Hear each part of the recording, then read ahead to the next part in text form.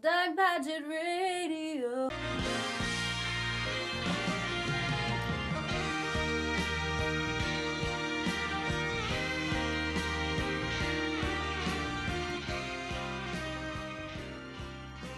This is Bo Sanders from the City of Angels, and you're listening to the country's best religious radio that's not quite right from Doug Pagitt Radio.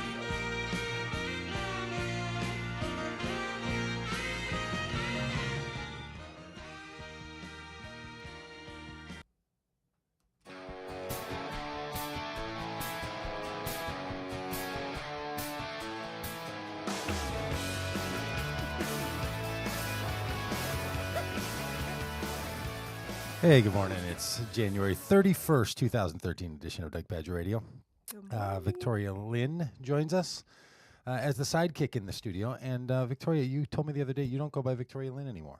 Is that right? Well, I mean, do you not use that name as your name, as your sidekick name? Have I misspoken? Have all these hours and hours of referring to you, have they been I think you called vain? me Vicky and made me mad. I don't remember having a conversation about Victoria Lynn. Don't call me Vicky. No, I only called you Vicky for fun. And people did use well, it wasn't fun for me. Fun for whom? Fun for you? Well, there's a certain kind of fun, Victoria, that is designed around, being a jerk. Playful. Wow, come on. It's not playful. There's no name there's no variant of one's name, right? That would be. You call me Dougie. That'll be fine. Dougie I can Fresh. call you Dougie. Douglas. Yes. Anything you want. Well, this is Victoria Lynn, and we like to chat on Thursdays. Mm-hmm. And we're glad that you're along. We're going to be giving away some books today. It is the Get Lucky Day on the show.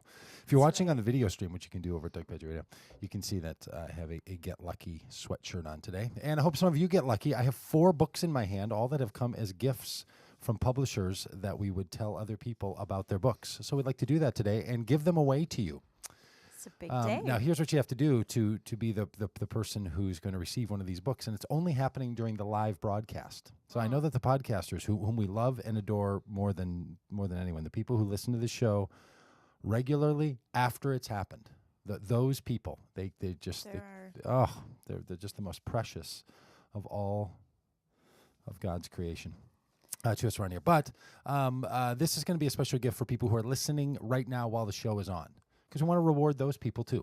Yes. The goodness that comes from the podcasters is really just a one-way street. I don't know that we could do enough for those people, but we want to do something nice for the good people who listen while the show is happening. So I have 4 books. One by a fellow named Richard Rohr.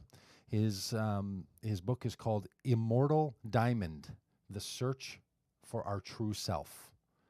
He's an Enneagram guy. He's an Enneagram guy. He's a Catholic priest. He's a spiritual. CNN calls him one of America's most important spiritual voices. Oh, that's a gem. That's a hardcover. These are all hardcover. Oh yeah, this is hardcover. This is a hardcover book. The Immortal Diamond by Richard Rohr. We're going to give that one away. We're going to give away a book called Operation Screwtape: The Art of Spiritual War. The Art of Spiritual War, and he's obviously playing on he's playing on the Screwtape letters, which I didn't. Lewis Rose. I shouldn't say this because this isn't it. But you shouldn't, but you're gonna anyway. Oh, good. Yeah, but it's okay when you say I shouldn't say this. It's like saying I was just kidding. Calling somebody Vicky. That's not a big deal. You're just kidding. You're just kidding around. All right. So this is from a best-selling author. But I don't care for C.S. Lewis, and I know that gets me in. There are a few things that my life does not allow me to be honest about. Oh. That I don't like Curry and I don't like C.S. Lewis. There are just people for whom those two beliefs they're intolerable. Is there a special subset? Like, where do those two things intersect? Oh, like say I'm at a dinner party and we're having curry and someone brings up the genius of C.S. Lewis. Yeah. All right. So you don't like C.S. Lewis, like as a human being? You don't like his writing? I don't take him personally. I'm just not interested in his ideas. So Did you ever read his stuff? Yes. So then, see, this is how it goes. It's like there's no possible way you could have not liked him had you read it. It's the same thing as, have you had good curry? Oh, your problem is, Doug, you've never had good. All right. So I don't care for C.S. Lewis. So when I get somebody's book who's using C.S. Lewis as the frame or the foil or the springboard, you want to give it away on the radio and make it sound like a special gift. So there are a lot of people who like C.S. Lewis, and and I they bet can't get some enough listeners. of him. They can't get enough of him. In fact, they want to hear from people who want to say things about what C.S. Lewis said. They like C.S. Lewis so much. All right, Operation Screwtape: The Art of Spiritual War by Andrew Farley. Okay. I might like Andrew Farley. I don't know. You may. I'm sure that there are other people who like. He's C.S. the best-selling Lewis author. Like. He's the best-selling author of the book God Without Religion. Okay, so we're going to give this book away today, Operation Screwtape. Okay. We're going to give that one away. We're going to give away a book by a friend of the show, friend of Victoria's, a friend of mine, Jay Baker, 2Ks. Oh, Jay. Faith, Doubt, and Other Lines I've Crossed, Walking with the Unknown God. It's a lot of titles in this book. Faith, Doubt, the new book, the blockbuster, I think that was where he said they couldn't decide what title to use, so they used them all. It does seem that way. Innovative pastor Jay Baker explores why doubt is an essential aspect of faith and how it can welcome the other, to read the Bible differently and better, to draw it together in community and discover an unknown God of limitless grace. And this is his newest. This is his newest book. I mean, this thing is fresh off the. This might not even be available at all your fine book retailers. I don't even think it was available when he was here. It clearly wasn't. No, I would have given it away on that show. It came in the mail. And then this book by Shane Claiborne and Tony Campolo. They've joined their forces new in a book called Red Letter Revolution. What if Jesus really meant what he said? What if? What if he really meant it? Then.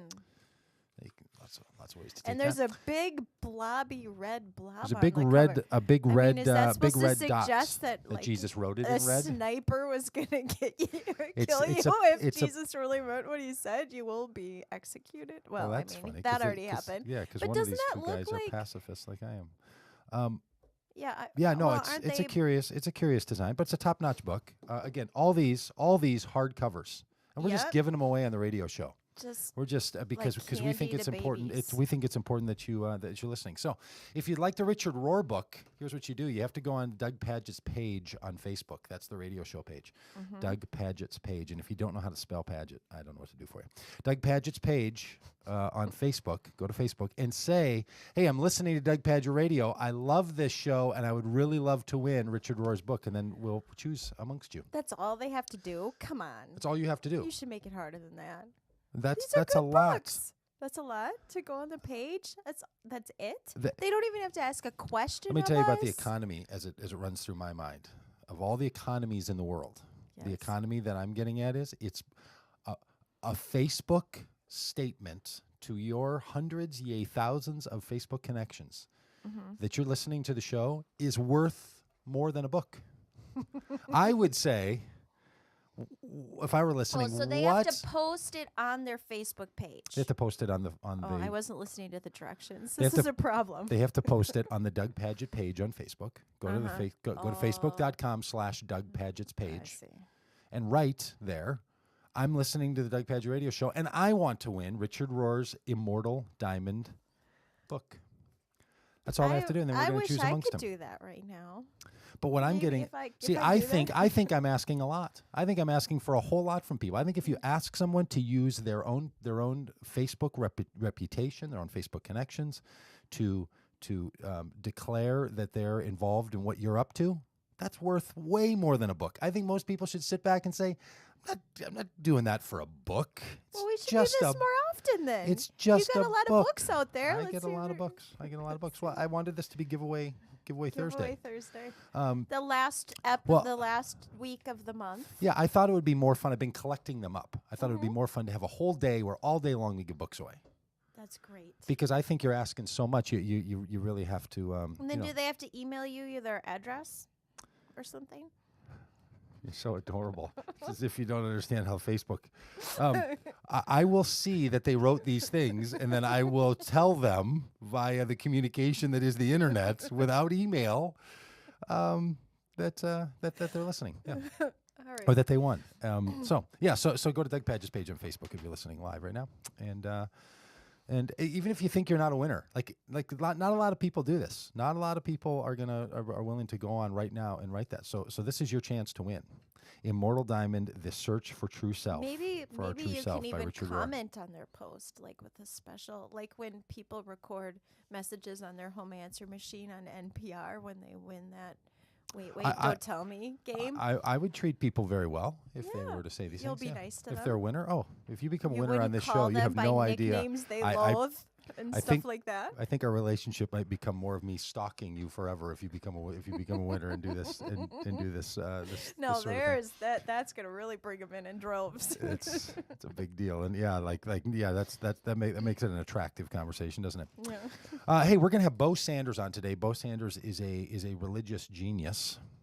I refer to him that way. I think he's fabulous. I think Bo thinks great thoughts. How do you make How do you be a religious genius? You like, what's the criteria? Well, you do and say genius-like things. Yeah. I mean, is there actually a category for being? I mean, maybe on the IQ, like rubrics. I mean, there's like there tests and for regular geniuses, there's intellectual tests and for like an intellectual genius. So do you have some kind of religious test that if people? Yes, I mean the person has to produce fantastic stuff. This is really just a way of saying that you like what he says. That makes him a religious genius. It is as if, Victoria, you are suggesting that the capricious nature of where someone draws the line on an IQ test isn't just someone having a chosen and thereby defended notion of what makes someone an intellectual genius. Now I'm going to do my postmodern deconstructionist. Every category that we have is just a picking, right? Someone decides 150 and above. You should have criteria. We will call that we will call that genius. I mean, I thought you were a little more particular in how you used words. Oh, I am. I mean, the person has to produce something of greatness. Okay, so to be tell considered us the like greatness. someone if someone's a musical genius, how does someone become a musical genius? Well, they produce a work, right? Right, but there's criteria for being a musical genius. Yeah. What would the criteria be? I don't know. I'm not a musician. I don't think there is. No, it is a... Well, people do bandy that word about, casually. I think that genius...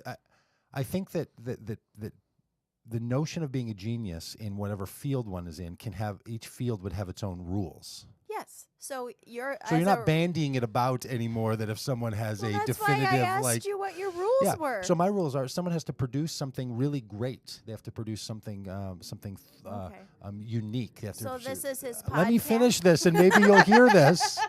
Let me finish it, for the love. What has gotten into Victoria today? You're still upset about that Vicky line, aren't you? You're coming after me right now. I'm not. I will never do that. That was days ago, too. That was days ago. You brought it up. I did?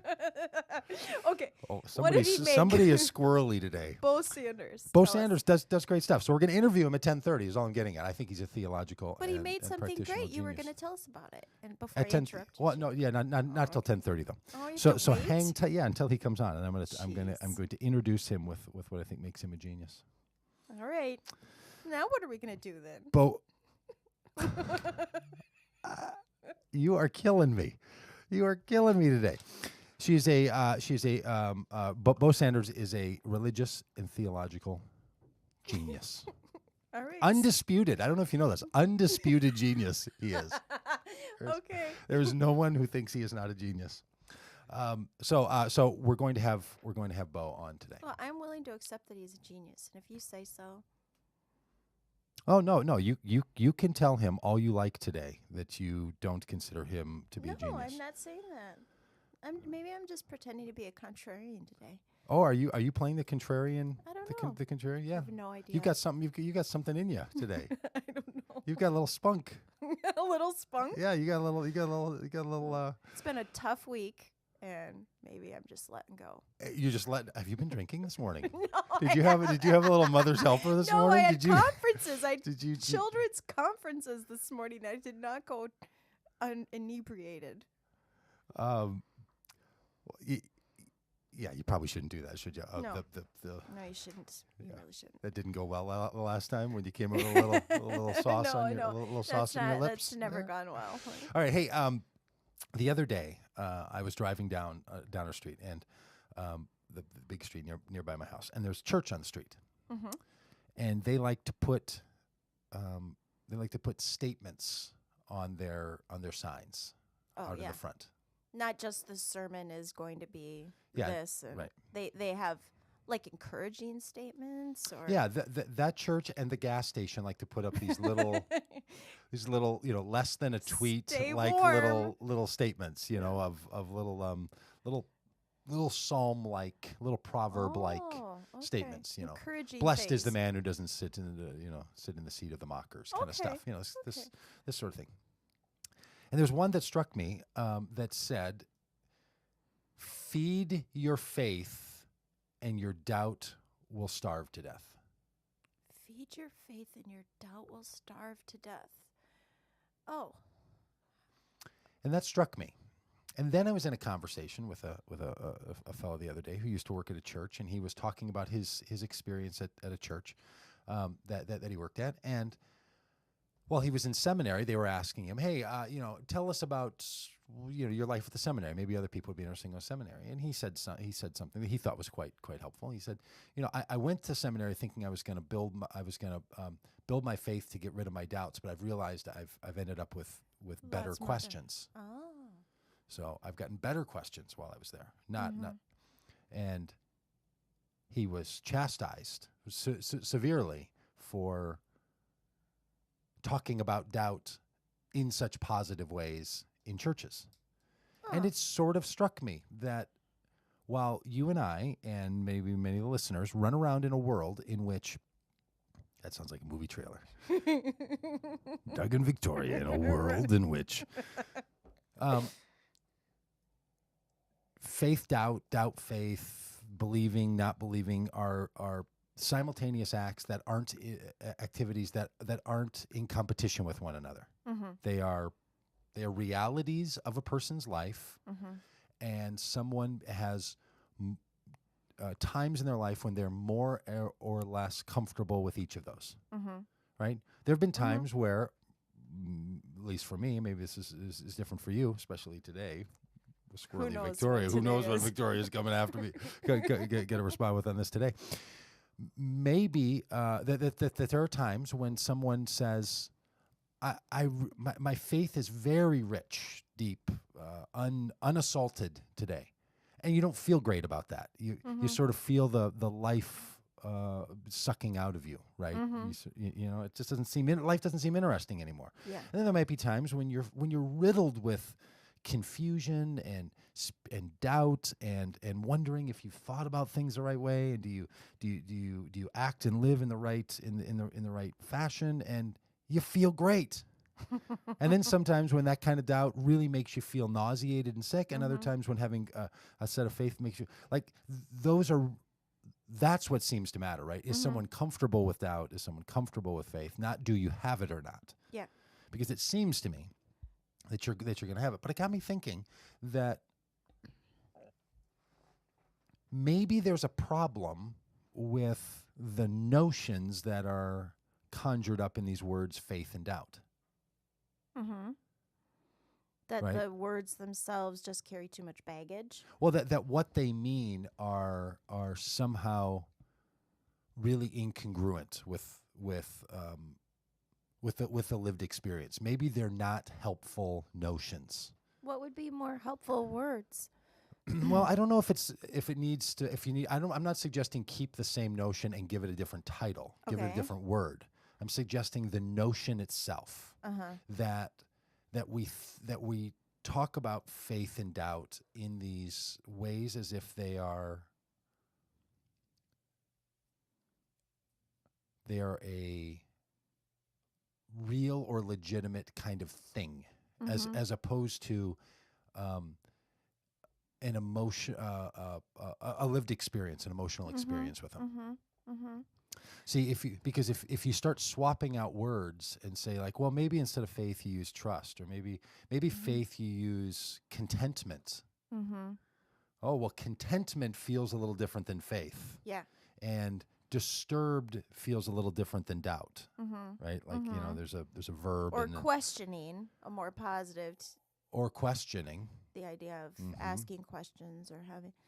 Well, And maybe we're going to give the book away, but I could, and I haven't read it yet, but maybe faith doubt and other lines that I've crossed with Jay is the book that we're going to give away is going to try to tease that out. Yeah. But it seems like in kind of popular vernacular, right, that sort of shows up in churches, because churches tend to be places that deal with faith and doubt in a particular way. It seems like we have to do more work on this topic than my knee-jerk response to seeing the sign at the church or in the conversation with this friend of mine, to just say, faithful people have to be able to embrace doubt. Like that argument. Hey, come on, faith person, like take doubt more seriously, or don't treat it as such a scourge. Like, be more comfortable with it. That's not going to happen, right? You're not going to get people. So maybe we have to back up a little bit. Like, if the conversation is happening over here, like we're just amongst Solomon's Porch community and the broader emergent movement, there's a lot of comfort with conversation and questioning and doubt. In fact, it probably leans the other way. Yeah. The less doubt someone has, the more suspicion there is brought to them. Yeah, right? If you seem too certain, if you try to make some kind of claim, you want to be a little careful when you make that. Yeah, someone's going to come after you and say, by what standard do you make those claims? Do you have a test? You seem a little willy-nilly about all that claimy business there. Yeah, and so maybe we have to back up a little bit. And I wonder if this isn't what you were thinking about, too, a few weeks back when we were talking about the Bible. And I think you were making the case that maybe some more work needed to be done amongst certain scholars about the Bible and understanding the Bible and using the Bible, that maybe kind of leaped over some stuff. Jay was talking about this too, actually, speaking of Jay Baker, when he was here, when he was saying that he wished sometimes certain, what he was categorizing, or just for lack of better terms, as liberal thinkers, sometimes being hard on him for not being as evolved in his thinking, or having not sorted through to know to use certain kinds of terms or language or ways of talking about things. And he's like, I'm just trying to sort this out as I go. Could we give each other a little grace as we go? So maybe there's, like, if we think of things as continuums and trying to come alongside one another and understand each other, that would go a long way toward this process of trying to understand what's beyond faith and doubt, or shutting out doubt, or, because that's what I think a lot of church communities do. Like, if you doubt, you have to be prayed over. You need to be purged and cleansed of your doubt so you can get to a state of certainty. And if you're somebody who's in perpetual doubt, it kind of leaves you feeling like you're always dirty. Yeah, and maybe that's what has to happen, right? Somebody has to maybe we have to spend a little energy rethinking how this all goes, and how we should categorize it, and how we should approach these topics in some fresh ways, rather than only have the competition be about, well, there's this idea, and you need to hold both of them sort of simultaneously. Yes. Which I think that's a great start, right?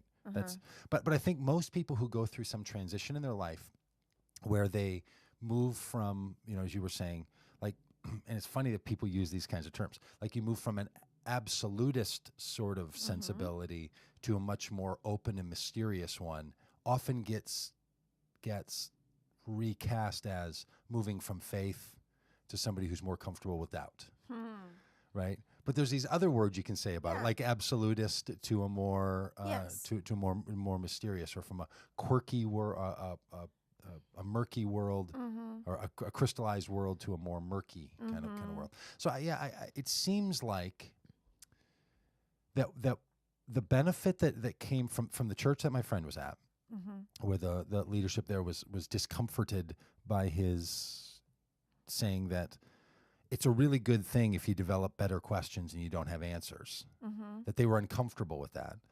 And this church that had the sign that said, feed your faith and your doubt will starve to death, they're wanting to get at something, right? They're not. They have no more nefarious plans for humanity than anyone else, right? They run around in the same air that we all do. They want good things to come to people. Nefariousness, theirs isn't any better or worse than anyone else. They're good people wanting to do good, and they're saying something really particular that they think is a good point.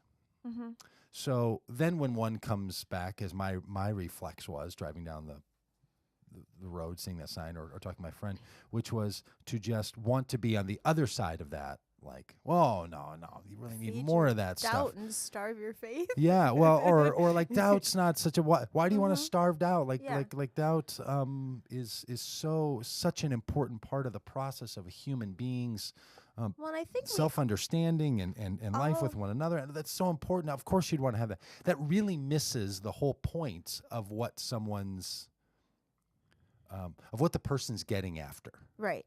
And this is in some ways becomes fueled by the impulse that a lot of us are part of to make sure that the sort of left out aren't overly left out. Right. Like, oh, faith is good. Yeah, that's great. But you can't have it without doubt. Like, you really got it. You really have to include that thing. And it becomes a reflexive kind of response, which doesn't make it any better than the slogan or the system that says, when we're at church, this is a place where people want to have their faith built, not where they want to be discovering new doubts. So it seems like we have to find new ways to get after that. I have a thought about it. Doesn't just become the one versus the other. A different way to think about it or to talk about it.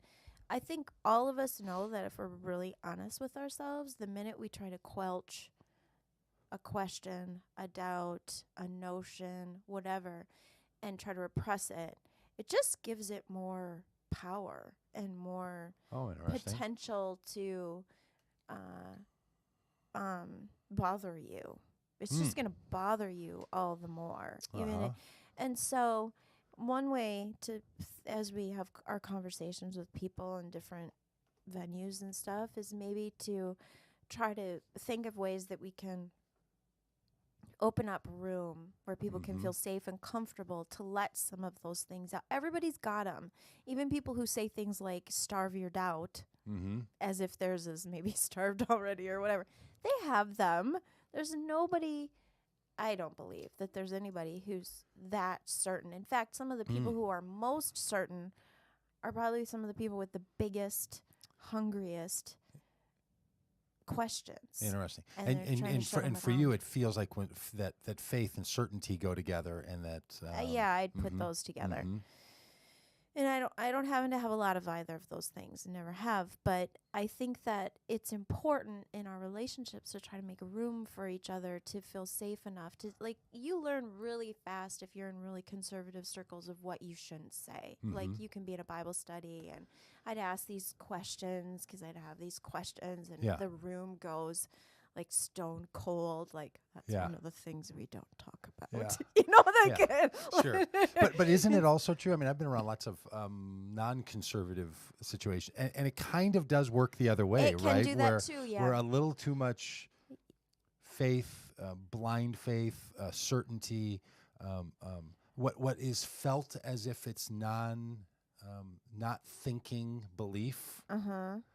Sort of gets that same like yes. Well, it might not get it may not get the cold shoulder. It gets the dismissive snicker. Yeah. Right. No, which that's I don't know. So bad. And maybe people end up picking. You know, they stay in a community that punishes in the way they can handle. Yeah, you know, the like smirk.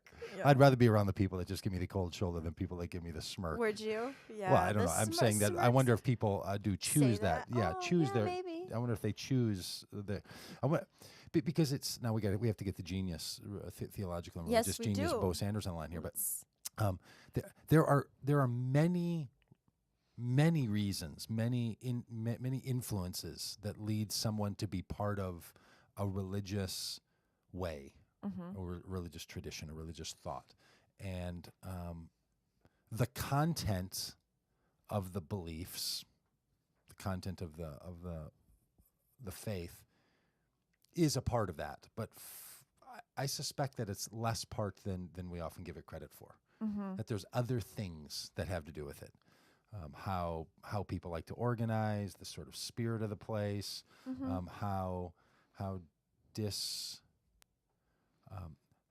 how misbehavior is handled, how outcasts are dealt with.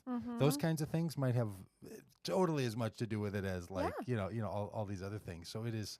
Well, let's ask the religious the religious genius when he comes online here. So hey, if you want to run over to the Facebook page, let us know. We're going to give away Richard Rohr's book if you want, Immortal Diamond, and then in the next segment we're going to give away Operation Screwtape.